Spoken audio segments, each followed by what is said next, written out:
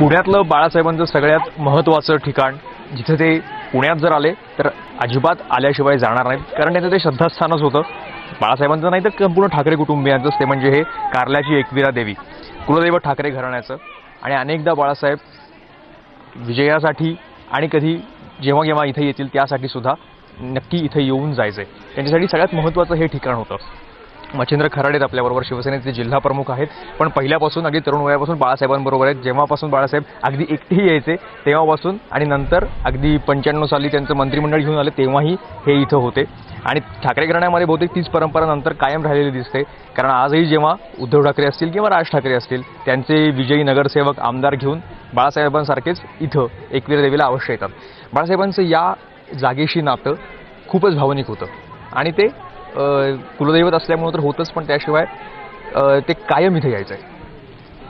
ठाकरे परिवार आणि एकविरा देवी हे एक अतूट नातं, जसं ठाकरे परिवाराचं हे कुलदैवत होतं त्याबरोबर श्रद्धास्थान होतं, तमाम महाराष्ट्राचंही श्रद्धास्थान असल्यामुळे बाळासाहेब प्रबोधनकारांचा वारसा घेतल्यानंतर बाळासाहेब या ठिकाणी प्रबोधनकार ठाकरेंबरोबर आले, दादांबरोबर आले. दादांबरोबर आल्यानंतर ते स्वतः या ठिकाणी यायचे. त्यावेळेस इथे येत असताना देवीचं महात्म्य, आता ज्या प्रकारे सोयीसुविधा आहेत त्या सोयीसुविधा फार दूर होत्या. साहेब पूर्वी खाली यायचे, ज्या ठिकाणी गाडी लागणार त्या गाडीपासून जिथे आपण पावली सुरुवातीच्या ज्या पायऱ्या ज्या म्हणतात त्या ठिकाणापासून साहेब चालत यायचे. म्हणजे त्यावेळेस तर पायऱ्यासुद्धा नव्हत्या या गडाला. ह्या गडाला पायऱ्या नसताना पायवाटेने बाळासाहेब चालत येणार, देवीला नमस्कार करणार. नमस्कार असताना आपली जी इच्छा आहे, अंधश्रद्धा म्हणून नाही, एक श्रद्धा म्हणून या देवीची यथा सांगते नेहमी प्रार्थना करत असायचे, पूजा करत असायचे, पण ते स्वतःच्या मर्जीने आणि स्वतःच्या मनानुसार देवीचं आणि आपल्या श्रद्धा जपत असायचे. म्हणून की सुरुवातीला काही सुविधा नव्हत्या. हा सगळ्या मग जीर्णोद्धाराच्या गोष्टी ज्या झाल्या, आता एक इथे या रस्ते भागात आले की सगळेजण इथपर्यंत येतात, गाड्यावरपर्यंत येतात. हा सगळा त्यांनी घडून आणलेला जीर्णोद्धार आहे, त्यांच्यामुळे झाला. निश्चितच म्हणावं लागेल की साहेब इथं आल्यामुळे साहेबांना सुरुवातीच्या काळात त्यावेळेस पायवाट होती, या ठिकाणी पायऱ्यासुद्धा नव्हत्या. पायऱ्या असल्या तरी त्या मोडकळीस आलेल्या होत्या.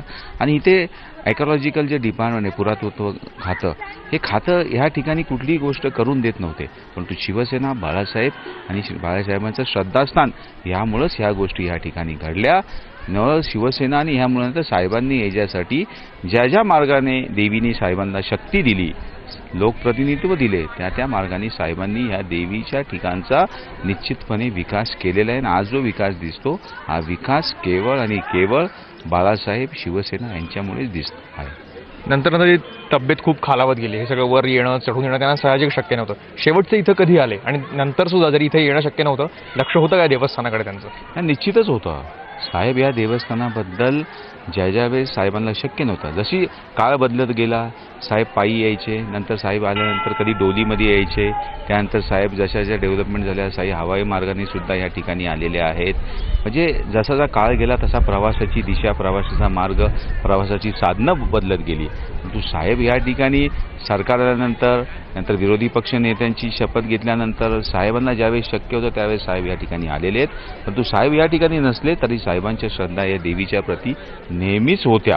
साहेब या देवीच्या देवस्थानचे जे पदाधिकारी असतील त्यांना फोन करून या ठिकाणी विचारपूस करत असत. आध्यात्मिकदृष्ट्या सुद्धा आणि कायम कुठल्याही विजयानंतर किंवा कुठल्याही पराभवानंतर येऊन पाहण्याची, ही थांबण्याची, चिंतन करण्याची ही जागा होती. नंतर वयानुसार शक्य होत नव्हतं तरी सुद्धा ते इथे येत राहिले आणि इथली विचारपूस करत राहिले. आणि तोच वारसा ठाकरे कुटुंब बाळासाहेबांचा या देवीप्रती असलेला पुढे चालवतोय असं अजूनही दिसतं आहे.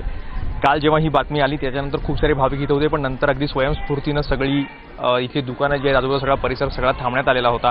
आजही बाळासाहेबांचे फोटो या सगळ्या भागात आपल्याला पाहायला मिळतात, कारण बाळासाहेब आणि एकविरा देवी हे नातं संपूर्ण महाराष्ट्राला, शिवसैनिकांना माहिती होतं पण महाराष्ट्रांनाही माहीत होतं. कॅमेरामन अवल गवाळेसह मयुरेश कोंडूर, ABP माझा, कारला.